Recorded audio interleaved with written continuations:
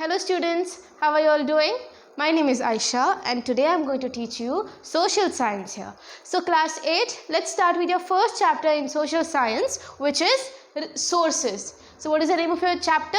Sources. Okay, so what is this sources? It's like something new that you're hearing for the first time. So sources are basically remains, okay, whatever things that human being is using, okay, if they have remained, the past things have remained and we're able to see them today, they are known as sources. The things that the human beings used to use in the past and they have remained now, they are called sources. So what do we do with sources? With sources we can easily study the history. What we can do with sources, we can easily study history. So there is one sentence which says, without sources there is no history. What does that mean? If there are no sources, sources are like a proof. For example, if you find an ancient tool, a tool which might be a tool used to plow the field. So with that tool, you will understand that in history, the people of this region used to do agriculture.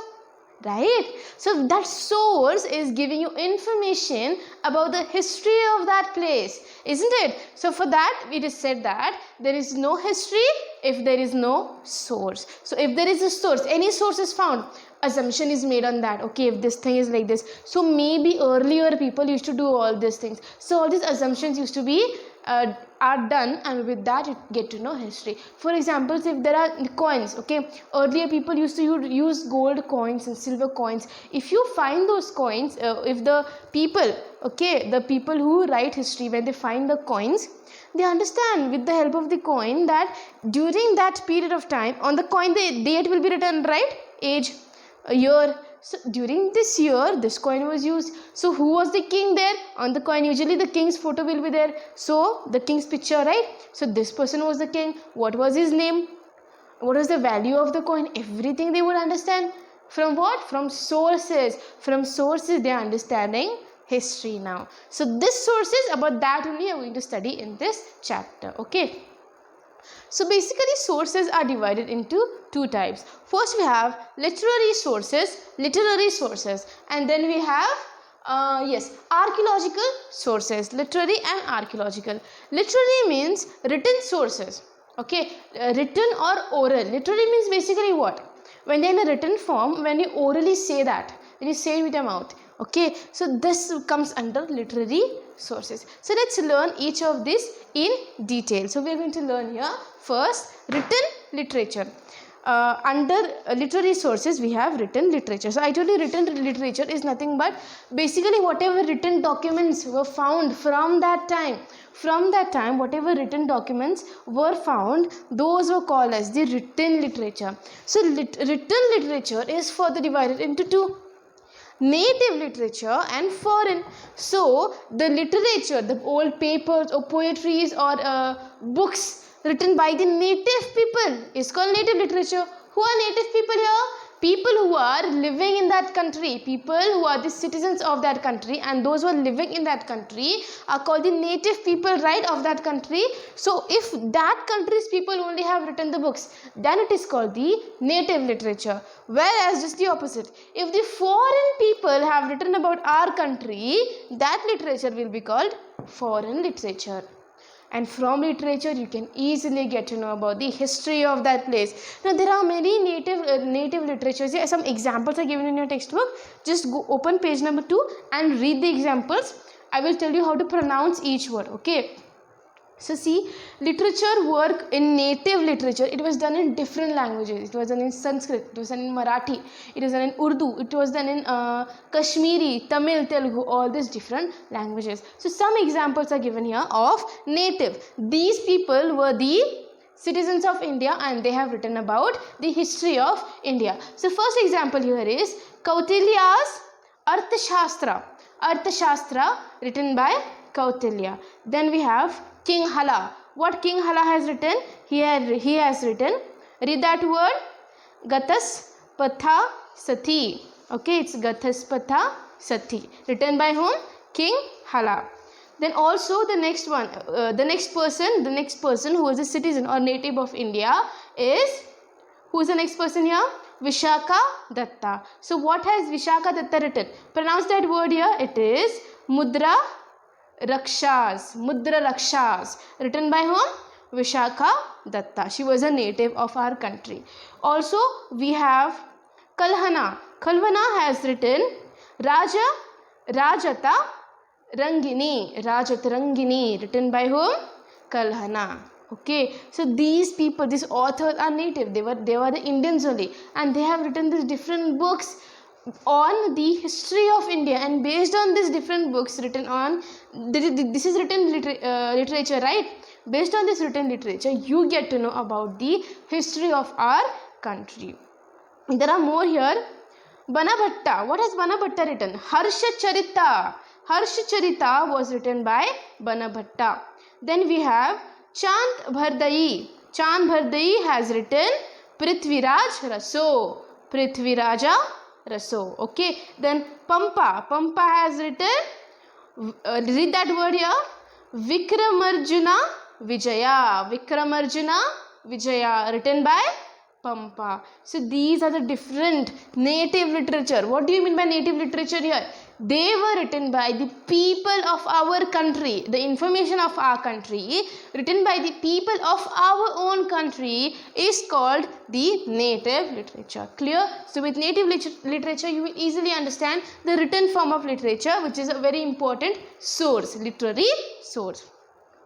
Let's talk next about your foreign literature. So there were some foreign people, there were actually many foreign people who visited India during the olden times, and many of them were great writers. So most of them have written great books about India. But you know what happens here? They have not lived in India. They just came here, visited for 1 or 2 times, and they went back, right? So whatever they're writing, it's not very much in detail. Sometimes if as Indian, if we are reading it, we might feel like this is not how India is. He has written India in a different way. You might feel that. Why will you feel that? Because those people who have written it, they are not living in India, right? They just came once and they went. So they do not have very clear idea about India. So here under literary literature, native literature is more powerful, and you can trust more on, or you can rely more on native literature, because in the native, people of the country are writing about the country, whereas in foreign literature, people of other country are writing about the country, right? So let's read some examples of foreign literature here.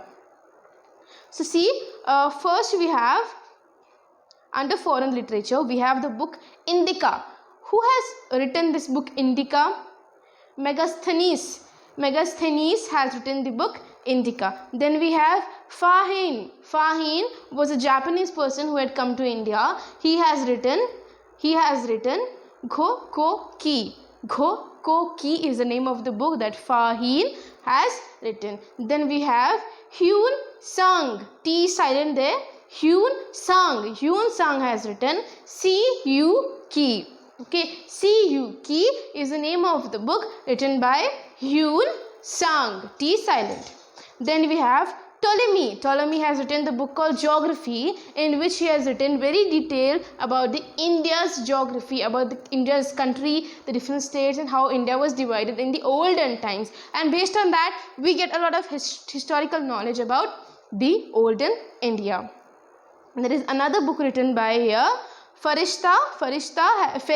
He has written the book called Tariq-e-Ferista. Tariq-e-Ferista. Then Babur. Babur was actually from which place? He was not actually from India, right? He had invaded India. He was from other countries. From that country, he had invaded India. So his book was Tuzuk-e-Babri. Tuzuk-e-Babri was a book written by Babur. So these are the important sources of written literature. These are foreign literatures. All the names that I have read to you are foreign literatures, and they are very important sources of literature. Okay, with the help of these sources, you will easily get to know the history of the olden India. So let's move on to the next type of literary source, that is oral literary source. So what do you mean by oral literary source? See, not necessary that everything was written in books. Sometimes there was some kind of history, which was written in the type of folks or stories or folk songs. If you are aware, some Kannada folk songs will also be there. Folk songs are old songs.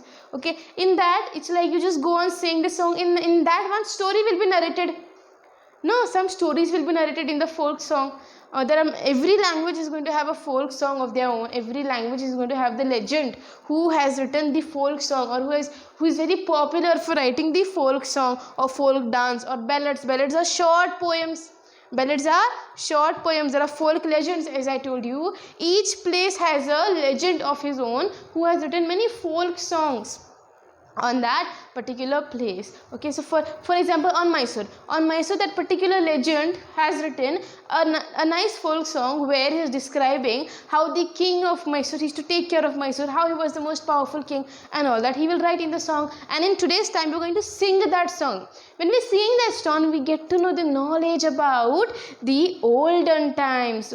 So what is this now? This is a resource. If this is giving us knowledge about the history, the olden time, then that is a resource here. So let's learn some examples of oral literature.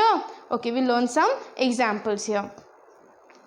There are different ballads about local heroes. Ballads are nothing but short poems. Okay, short poems will be there. They're called ballads. Okay, so on local heroes, what do you mean by local heroes? Not but on the king they write. Yes, of course they write ballads on the king, but also on the local heroes. If there is anyone who has done a great work in that particular place, on him also some ballads would be written. So each place would have a legend and also someone who would write all these ballads.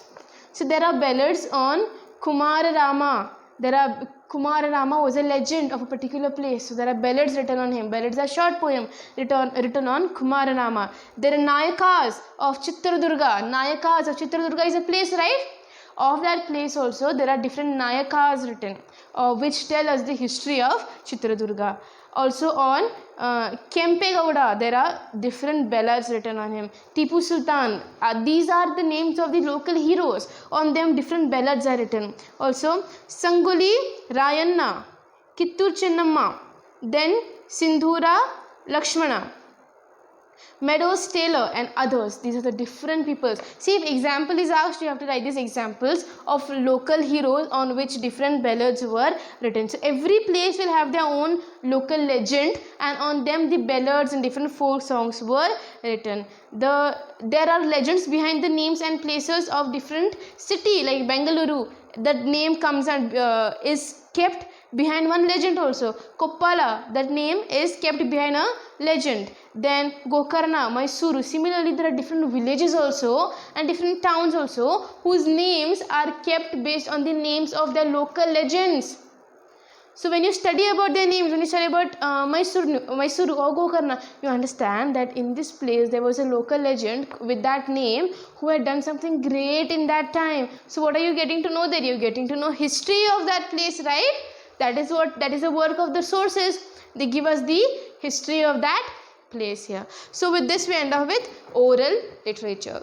Let's start here with archaeological sources. So what do you mean by archaeological sources? Archaeological sources meaning the things that are found buried in the ground. They were found buried in the ground. You dug the ground out, and from the ground, from the soil, you found these different things. So what are the different things that you found in the ground? Okay, one is inscriptions.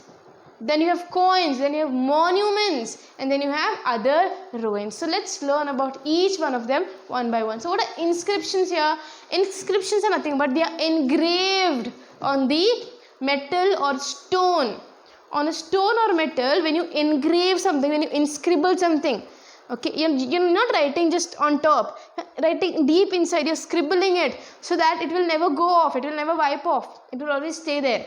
Those are called inscriptions. So in earlier time, what used to happen, these people know whatever, if they want to remember something, then they would write it in the form of inscriptions on any stone or any metal surface. So that would remain for a long time. If suppose it was a notice for everyone to read, it was inscribed or engraved on a metal sheet or a rock. So with that, easily people would be able to know about that particular thing. But later on, what happened? As the world changed, wars and all took place. So these things, these inscriptions were buried in the ground. When they were buried in the ground, later they were removed or found by the archaeologists. Archaeologists are people who dig the ground to find archaeological resources. So archaeologists had found these different things, and with the help of those writings, or they are engraved, no, they will never go off, it will not get spoiled only. metal or rock, it will not get spoiled. So even today the people who have found it are able to read it, and when you read it you understand the different working of the people of that place. In that place, how was the administration going on, who was the ruler, who was the king, how the administration of the place he would carry on, all these different things you get to know from this inscriptions. So let us know some examples of inscriptions here. Inscriptions were written in different forms. They were written on metal or rock or stone or ivory. All these are different metals on which inscriptions were written. Ashoka's inscriptions are the most earliest inscriptions found in India. Ashoka's inscriptions written on the particular place. Ashoka's inscriptions are there. Even till today, it is visible for us. We can also see it, and it is the oldest inscription. Okay, oldest time it was written. Ashoka was a king. You know that, right? Most of the inscriptions are in Brahmani script. Brahmani was the language. So in Brahmani language, the inscriptions were written. Also, their language were Prakrit. Prakrit, in that language also many inscriptions were written. Thousands of inscriptions are found in Kannada, Telugu, Tamil, Sanskrit and Prakrit languages. In all these different languages, you find many inscriptions there. Samudragupta, his inscriptions are written on Allahabad pillar. On Allahabad pillar, his inscriptions are written. Also, Karavela's inscriptions are written on Hattigumpa. He has Hattigumpa inscriptions written. Then, who else is there? I talked about Hattigumpa inscriptions. Okay, and other many inscriptions written in that particular place. What does these inscriptions do? They tell us about the social condition of that place, about the administration of this place, and all these different things are explained to us with the help of these inscriptions. With the help of these inscriptions here. Okay, so this is all about the inscriptions. After inscriptions, we are going to talk about coins. So coins are another very important source of history. They give us a lot of information about the previous time. So what different things used to happen there in that particular place during the previous times, we get to know with the help of the coins. So some examples are given here in your textbook. Let us learn those examples. So after inscriptions, we are going to talk about coins. So see, coins are obviously they're very small in shape. See, some pictures of coins are given here in your textbook, page number 4. They are very small in shape, but they have a lot of information on it. For example, they are going to have the date or the name of the king who made the coin or the value of the coin, and all these things are very, very important. So some aspects which they help us to know are, they help us in knowing the language of administration, in which language the administration was going on, whether it was Sanskrit, it was Marathi, it was Telugu, Tamil, or which other language. Also, with the help of the coins, we get to know about the title of the king or the name of the king or the religion of that particular king, and also we get to know the economic condition of that times. What is the value of that coin will help us to know the economic condition. If, for example, the coin was having more value, it means the economic condition of that place was very good. It was a financially very prosperous place. Whereas if the coin has small value, then it means the economic condition of that place was not very good. So with that, we understand a lot about the economy or the value of the economy of the particular place. Also, what other information do we get? We get to know about metal technology. What different metal was used, and that metal was cut into the shape of a coin. In that coin, different inscription was done. So what kind of technology was used to do all that? That all information we get with the help of the coins here. See, some examples are given here. Different kingdoms had different coins. Samudragupta had minted 7 different type of gold coins. Gupta 7 different types of, how many? 7 different types of gold coins were minted. Minted meaning made by Samudragupta. So based on the picture of these coins, it is said that Samudragupta was a lover of music. How can we say he is a lover of music? Because on the coins, different musical instruments were drawn. So that helps us to understand that Samudragupta was a lover of music. See, otherwise how we would get this information? If these coins were not there, if the sources were not there, how else would we get the information? Is there anyone alive from that time who would come and tell us that, okay, such things used to happen that time, or he was the ruler, or he loved music? Anyone would come and tell us? No, all the people of that era have died, right? So because of sources only, because of all this information only, we get to know about those previous kings. See, we also know that Samudragupta loved music. Because of the coins only, we got to know that. See, such deep information we got because of these sources, that Samudragupta loved music. So what other things are there here? He also conducted Ashwamedha yoga. Ashwamedha yoga is a form of yoga. That yoga also he used to do. And this information is given to us with the help of these coins here. Also, this support the view that Gautami Putra had defeated Nahapana. Nahapana was the name written on Gautami Putra's coin, and Gautami Putra's coins, no, Nahapana was written. Okay, so with that only we got to know that Gautami Buddha or Gautami Putra, his name is, he had defeated Nahapana. That's why that time people used to call him Nahapana. So all this information we get with the help of the coins here. So let's move on to the next here. Monuments. What are monuments? Monuments include palace, temples, mosque, and all these different buildings. Okay, and with the help of the buildings we get a lot of information. See, sometimes on the buildings and all, you see some pictures will be drawn, right? So with the picture, this picture will be drawn in such a way that it will show a story, like one by one. If you see the picture, it's like a story, you understand a whole story. So like that, different short stories were shown by the help of the picture in the monuments. Also different languages, inscriptions were written on the walls of the monuments. These all are very important archaeological sources of history. Many of them were found in recent time during excavating and all. Some of them have gone under the sea. Now in that area there is a sea or a lake now in that particular area. Maybe long years back there was a temple there, but now there is a sea or a lake, so they're covered. But sometimes what happens, you can just see it. Sometimes archaeologists will dig the ground and find out this particular temple and all these things. So with that we understand so many different things, like it throws light on the contemporary religious aspect, technology, etc. So what religion was followed in that place, what were the different things in the religion that the people had to follow, how was the technology has to be so good, right? If you want to make a monument, if you want to make a building out of the rocks, you need to have good knowledge of technology, right? So that that the people of that time had, and we get to know this because of the monuments. Let's see some example of monuments here. It is given here.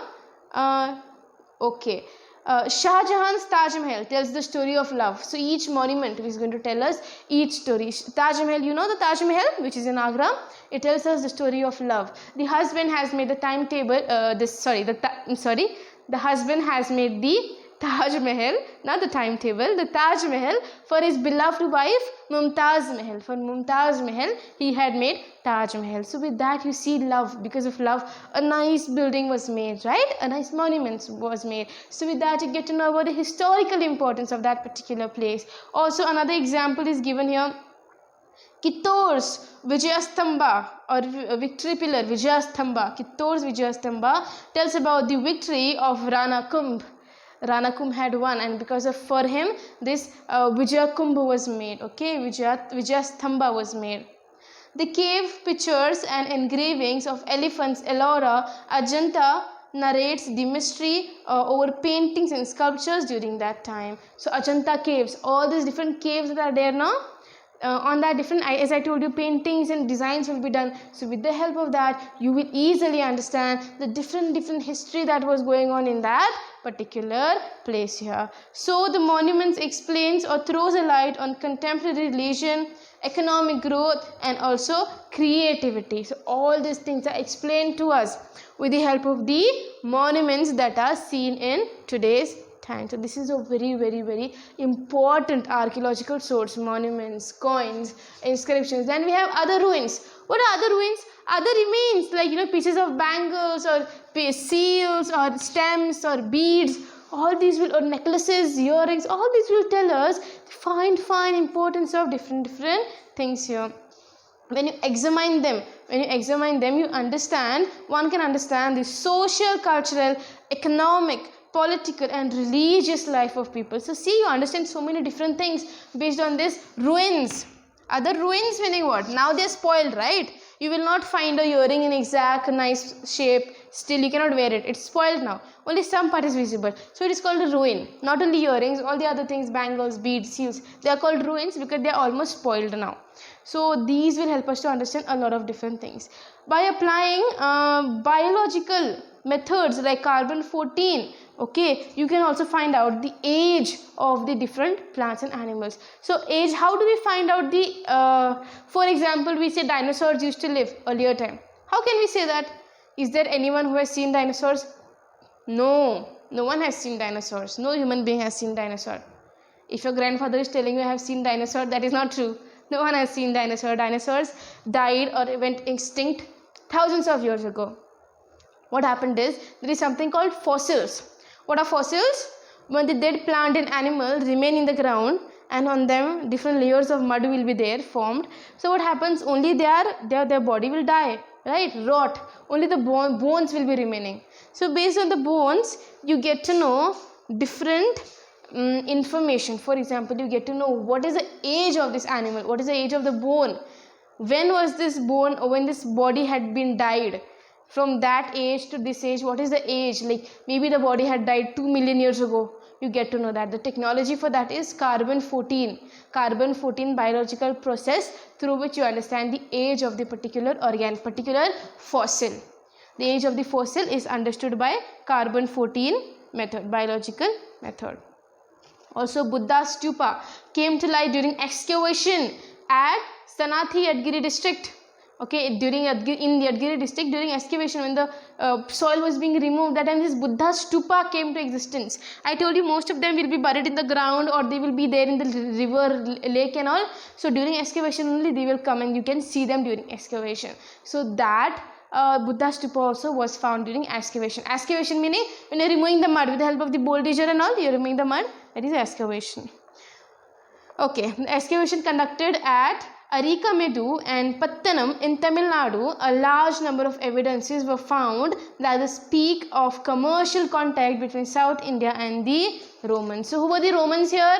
The Roman people, right, who used to live in the eastern countries. So they came to India to do trade activities with the South India especially, and you get to know that they had come to India to do trade activity because of the different archaeological things that you found in that area. You found different coins of the Roman people, which tell us that Roman people had come to India, especially in South India, and they used to do trading, buying and selling with the South India people. So this is a different information we get to know with the help of the sources. So sources here are very, very important. What are sources? Whatever things that human being had been using in the previous time, if they have remained and if they are visible to us, then that becomes a source. And with the help of the source, you can easily talk about the history of that particular time. Is that clear to you? Sources are divided into two types: literary sources and archaeological sources. All these two kind of sources are very, very important. So this is there for your exam, for your test also. Please read the chapter thoroughly for your test. Anything from the textbook can be asked. Read your chapter or this chapter sources very thoroughly. Okay, so with this I end up with your first chapter of social science, sources. I hope you understood whatever I have taught you. I hope I could put that knowledge in your mind. Also go through your textbook very nicely. Whatever notes are provided to you, read them very nicely. And thank you so much for watching.